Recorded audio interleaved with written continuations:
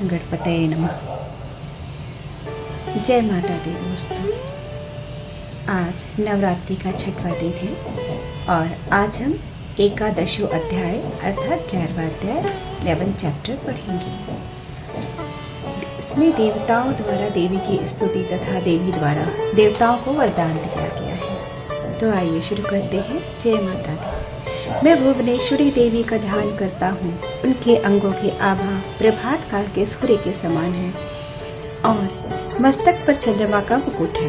वे उभरे हुए स्तनों और तीनों नेत्रों से युक्त हैं। उनके मुख पर मुस्कान की छटा छाई रहती है और हाथों में वरद, अंकुश, पाश एवं अभय मुद्रा शोभा पाते हैं।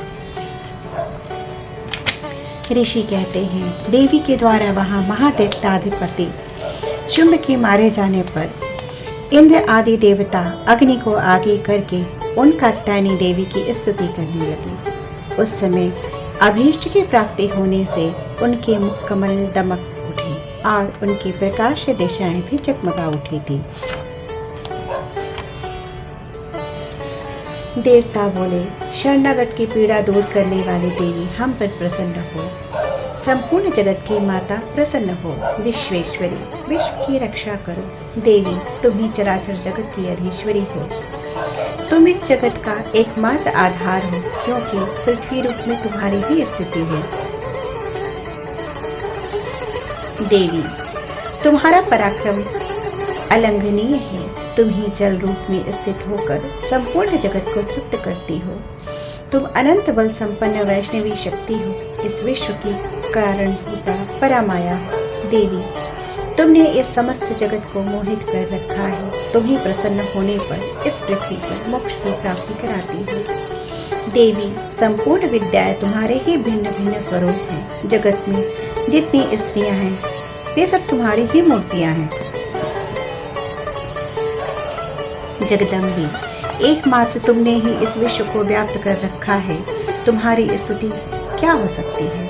तुम तो स्तवन करने योग्य पदार्थों से परे एवं परावाणी हो। जब तुम सर्वस्वरूपा देवी स्वर्ग तथा मोक्ष प्राप्त करने वाली हो, प्रदान कराने वाली हो, तब इसी रूप में तुम्हारी स्तुति हो गई। तुम्हारी स्तुति के लिए इससे अच्छी उक्तियां और क्या हो सकती हैं?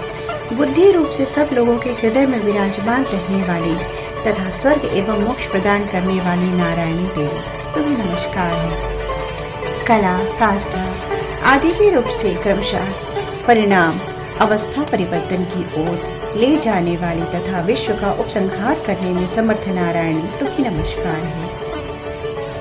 नारायणी, तुम सब प्रकार का मंगल प्रदान करने वाली मंगलमयी हो। कल्याणदायिनी शिवा हो। सब पुरुषार्थों को सिद्ध करने वाली शरणागत वत्सला, 3 नेत्रों वाली एवं गौरी हो।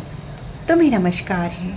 तुम श्रेष्ठ, पालन और संहार के शक्तिभूता सनातनी देवी, गुणों का आधार तथा सर्वगुणमयी हो। नारायणी, तुम्हें नमस्कार है। शरण में आए हुए दीनों एवं पीड़ितों की रक्षा में संलग्न रहने वाली, सबकी पीड़ा दूर करने वाली नारायणी देवी, तुम्हें नमस्कार है। नारायणी, तुम ब्रह्माणी का रूप धारण करके हंसों से जुते हुए विमान पर बैठी थी तथा कुश मिश्रित जल छिड़कती रहती हो। तुम्हें नमस्कार है। माहेश्वरी रूप से त्रिशूल, चंद्रमा एवं सर्प को धारण करने वाली तथा महान वृषभ की पीठ पर बैठने वाली नारायणी देवी, तुम्हें नमस्कार है। मोरों और मुर्गों से घिरी रहने वाली तथा महाशक्ति धारण करने वाली कौमारी रूप धारणी निष्पापी नारायणी, तुम्हें नमस्कार है। शंख, चक्र, गदा और शांग धनुष स्वरूप उत्तम आयुधों को धारण करने वाली वैष्णवी शक्ति स्वरूपा नारायणी, तुम प्रसन्न हो। तुम्हें नमस्कार है। हाथ में भयानक महाचक्र लिए और दाढ़ों पर धरती को उठाए बाराही रूप धारणी कल्याणमयी नारायणी, तुम्हें नमस्कार है। भयंकर नृसिंह रूप से दैत्यों के वध के लिए उद्योग कराने वाली तथा त्रिभुवन की रक्षा में संलग्न रहने वाली नारायणी, तुम्हें नमस्कार है। मस्तक पर किरीट और हाथ में वज्र धारण करने वाली, सहस्त्र नेत्रों के कारण उदीप्त दिखाई देने वाली, और वृत्तासुर के प्राणों का अपहरण करने वाले इंद्र शक्ति रूपा नारायणी देवी, तुम्हें नमस्कार है। शिवदूती रूप से दैत्यों की महती सेना का संहार करने वाली, भयंकर रूप धारण तथा विकट गर्जना करने वाली नारायणी, तुम्हें नमस्कार है। दाढ़ों के कारण विकराल मुख वाली, मुंडमाला से विभूषित मुंडवर्धिनी चंडू चामुंडा स्वरूपा नारायणी, तुम्हें नमस्कार है। लक्ष्मी, लज्जा, महाविद्या, श्रद्धा, पुष्टि, स्वधा, ध्रुवा, महारात्रि तथा महा अविद्या रूपा नारायणी, तुम्हें नमस्कार है। मेधा, सरस्वती, वरा, भूति, वाभ्रवी, तामसी, नियता तथा ईशा रूपनी नारायणी, तुम्हें नमस्कार है। स्वर स्वरूप सर्वेश्वरी तथा सब प्रकार से शक्तियों से संपन्न दिव्य रूप दुर्गी देवी, सब भयों से हमारी रक्षा करो, तुम्हें नमस्कार है। कात्यायनी, यह 3 लोचनों से विभूषित तुम्हारा सौम्य मुख सब प्रकार के भयों से हमारी रक्षा करे, तुम्हें नमस्कार है। भद्रकाली, ज्वालाओं के कारण विकराल प्रतीत होने वाला, अत्यंत भयंकर और समस्त असुरों का संहार करने वाला तुम्हारा त्रिशूल भय से हमें बचाए, तुम्हें नमस्कार है। देवी, जो अपनी ध्वनि से संपूर्ण जगत को व्याप्त करके दैत्यों को तेज से नष्ट किए देता है, वह तुम्हारा घंटा हम लोगों की पापों से उसी प्रकार रक्षा करे जैसे माता अपने पुत्रों की बुरे कर्मों से रक्षा करती हैं।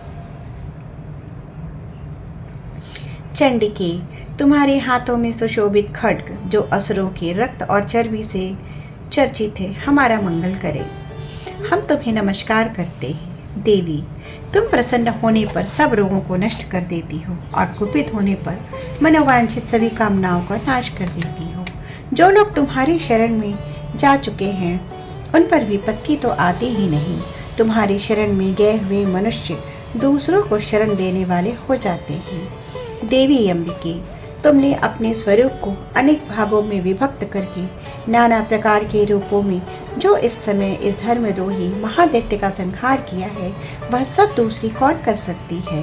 विद्याओं में, ज्ञान को प्रकाशित करने वाले शास्त्रों में तथा आदि वाक्यों में तुम्हारे सिवा किसका वर्णन है, तथा तुमको छोड़कर दूसरी कौन ऐसी शक्ति है जो इस विश्व को अज्ञान में घोर अंधकार से परिपूर्ण ममता रूपी गड्ढे में निरंतर भटका रही हो। जहाँ राक्षस, जहाँ भयंकर विष वाले सर्प, जहाँ शत्रु, जहाँ लुटेरों की सेना और जहाँ दावानल हो, वहाँ तक तथा समुद्र के बीच में भी साथ रहकर तुम विश्व की रक्षा करती हो। विश्वेश्वरी, तुम विश्व का पालन करती हो, विश्व रूपा हो, इसलिए संपूर्ण विश्व को धारण करती हो। तुम भगवान विश्वनाथ की वंदनीय हो। जो लोग भक्ति पूर्वक तुम्हारे सामने मस्तक झुकाते हैं, वे संपूर्ण विश्व को आश्रय देने वाले होते हैं। देवी, प्रसन्न हो।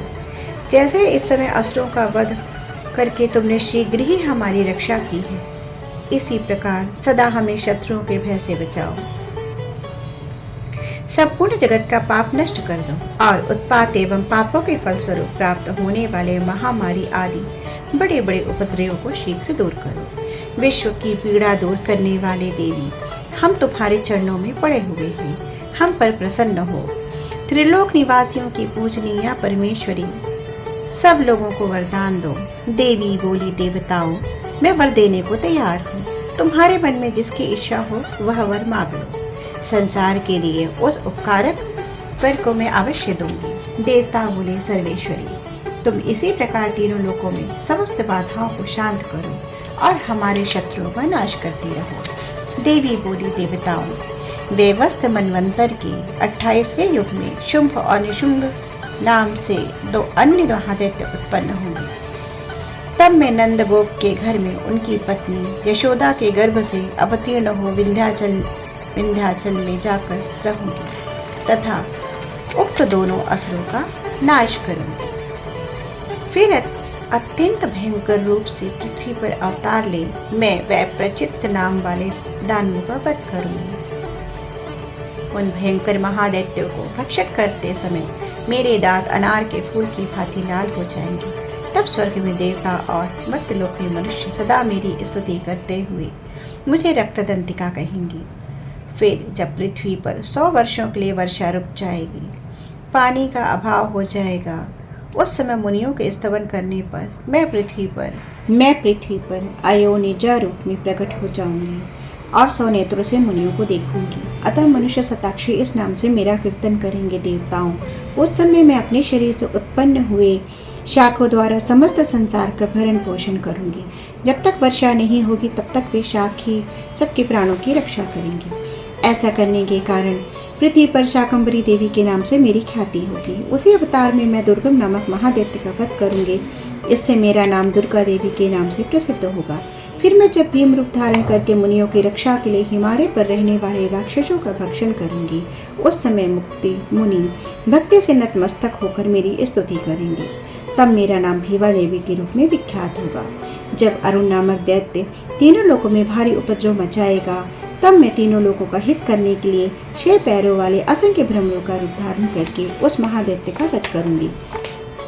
उस समय सब लोग भ्रामरी के नाम से चारों ओर मेरी स्तुति करेंगे। इस प्रकार जब जब संसार में दानवीय बाधा उपस्थित होगी, तब तक अवतार लेकर मैं शत्रुओं का संहार करूंगी। इस प्रकार श्री मार्कंडेय पुराण में सार्वणिक मनवंतर की कथा के अंतर्गत देवी महात्म्य में देवी स्तुति नामक 11वां अध्याय पूरा हुआ। जय माता दी। ओम ऐं ह्रीं क्लीं चामुंडाय विच्चे।